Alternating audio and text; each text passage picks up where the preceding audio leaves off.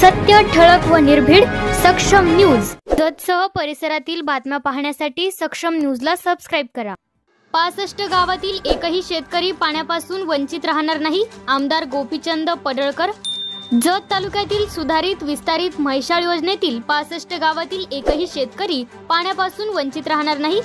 या योजनेतून थेट 1.5 टीएमसी पाणी पाईपलाईनने पूर्व भागातील सर्व तलाव, ओढे, नाले पाण्याने भरून घेतले जाणार आहे। या सुधारित विस्तारित म्हैसाळ योजनेतील ही पाण्याची व्यवस्था पहिल्यांदाच राबविली जात आहे। यापूर्वीच्या योजनेपेक्षा हे पहिल्यांदाच घडत आहे। त्यामुळे 65 गावातील या योजनेतील एकही शेतकरी पाण्यापासून वंचित राहणार नाही।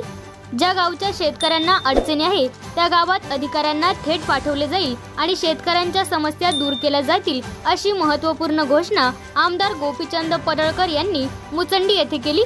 मुख्य मोठे तलाव जे आहेत त्याला आपण लाईन देतोय, पण ते छोटे छोटे सिमेंट नाला बंदर आहेत, त्यांची कॅपॅसिटी कमी असते, त्यामुळे ते नाल्यांद्वारे सोडतात। जिथे तुमच्या लक्षात आलं का, गावात तलाव आहे, पाझर तलाव आहे, त्याला डायरेक्ट लाईन टाकणार आहे आणि तुमच्या ओढापात्रासाठी वेगळी लाईन आहे।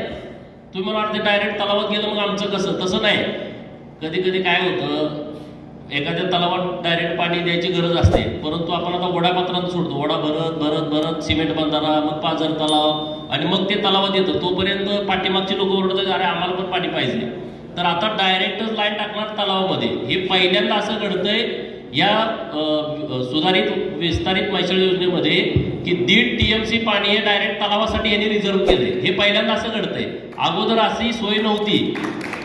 आपली जी म्हैसाळची योजना झाली, टेंबूची योजना झाल्या, ताकारी झाली, आरपळ झाली, जेवढ्या योजना झाल्या त्या डायरेक्ट तलावासाठी पाणी रिझर्व्ह नव्हतं। आता हे आपल्या सगळ्या अधिकारी साहेबांनी व्यवस्थितपणे अभ्यास करून तुमच्या तलावाचं पाणी वेगळं 1.5 टीएमसी आणि 3.5 टीएमसी पाणी हे ओढापात्रातून सोडणार। म्हणजे आता तुमच्या तलावात डायरेक्ट लाईन येणार आणि ओढापात्रामधून पण तुम्हाला पाणी येणार। म्हणजे सिमेंटचे बंधारे आहेत, तिथं नाला बिल्डिंग आहेत, कृषी खात्याने केलेल्या, ते पण भरत भरत येणार। त्यातून तुम्हाला काही डाऊट असला तर साहेबांना मी तुमच्या गावात पाठवणार आहे, ते येतील, तुम्हाला अगोदर निरोप देतील की दरेकोलूरमध्ये आपण या वाराला, या तारखेला, या वेळेला मी येणार आहे, तिथं तुम्ही सगळेजण या। 12 तलाव घेतलेले, ते मोठे तलाव घेतलेले आहेत, छोटे छोटे जे आहेत किंवा सबलाईन टाकायचे आहेत, त्याचा अजून डिझाईन सुरू आहे। मग तुम्हाला साहेब तिथं येतील गावामध्ये, तुम्ही त्यांना व्यवस्थितपणे दाखवा, त्यांच्याकडून तुम्ही समजून घ्या आणि सबलाईन कुठं टाकायचे ते तुम्ही कळवा। ते तर सगळं करणार आहेत, कुठल्या गावातलं एक पण शेतकरी वंचित ठेवणार नाही। पण तरी तुम्हाला काही शंका असतील तर तुम्ही त्यांना सांगा।